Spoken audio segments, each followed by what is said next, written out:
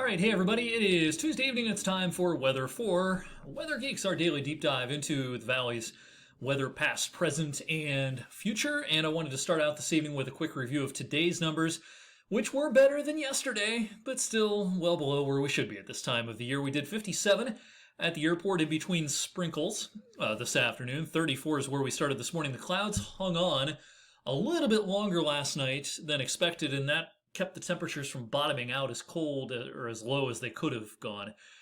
We anticipated some 31s and 32s. Instead, a lot of 34s and 35s out there this morning with the clouds finally clearing about 5, 6 in the morning on average. Made for a nice morning across the valley. 57, our number today. That is now 9 consecutive cooler than average high temperatures after a warm first weekend of May. So 8.8 degrees cooler than average through the first 12 days of the month. We're finally going to start seeing some orange boxes on this calendar graphic by late this week, this weekend, and especially into next week. I mentioned the sprinkles. We've had them here and there, a couple of random raindrops.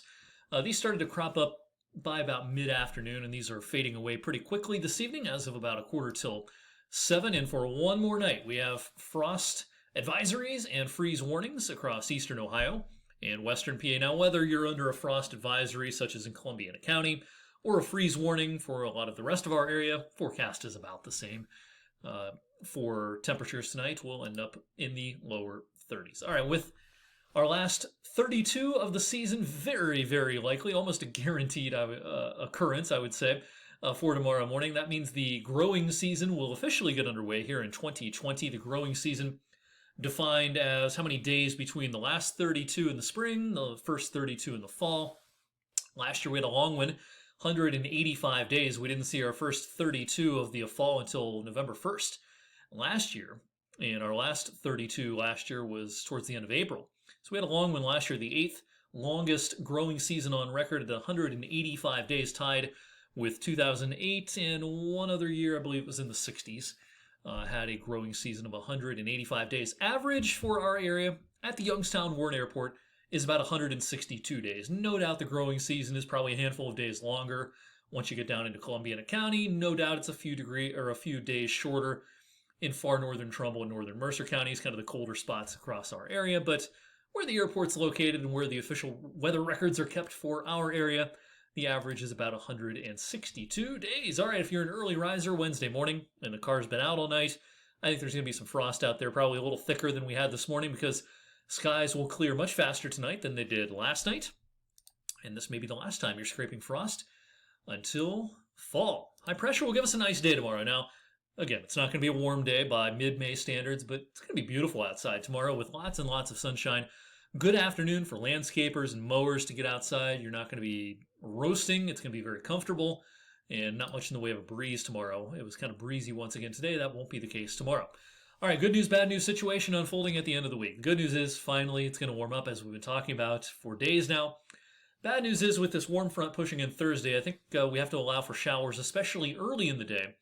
Now, as we get into the afternoon Thursday, things probably become a little more scattered for a while, but I can't rule out more showers and even a late-day thunderstorm on Thursday as we get deeper into that warm sector. We'll be firmly in the warm sector Friday. Actually, kind of muggy out there on Friday, and I think there'll be some showers and storms around, perhaps even a couple of heavier ones. It's actually going to feel kind of muggy by late this week, and especially over the weekend.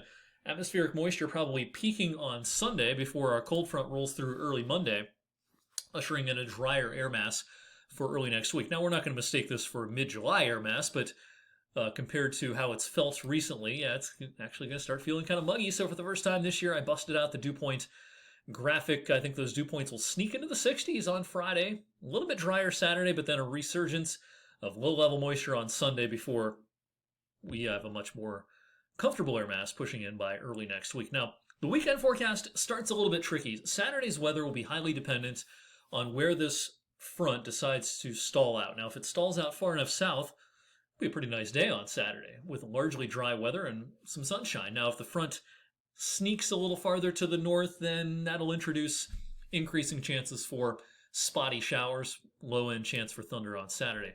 Stormier half of the weekend is very likely coming our way on Sunday. That's a stalled front will kind of start lifting back north as a warm front on Sunday. And I just showed you the dew point trend. It's going to be downright muggy on Sunday with temperatures in the mid 70s.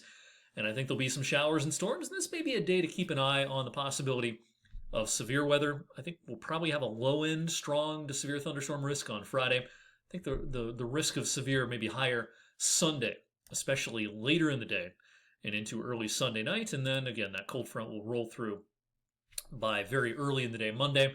And I'll tell you, I think next week is going to be downright spectacular. I love what I'm seeing in the modeling for next week.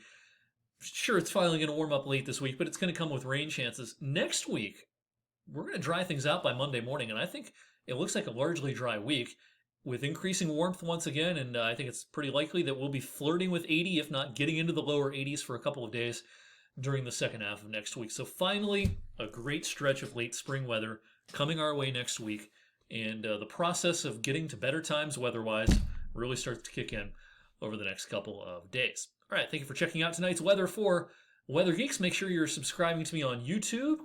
Click on the little notification bell so you'll never miss a Weather for Weather Geeks. I always post these on my weather blog, ericwfmj.com, and of course a link on Facebook and on Twitter as well. Lots of places. Check out this video, and it gets posted each evening, most evenings by about 7 o'clock.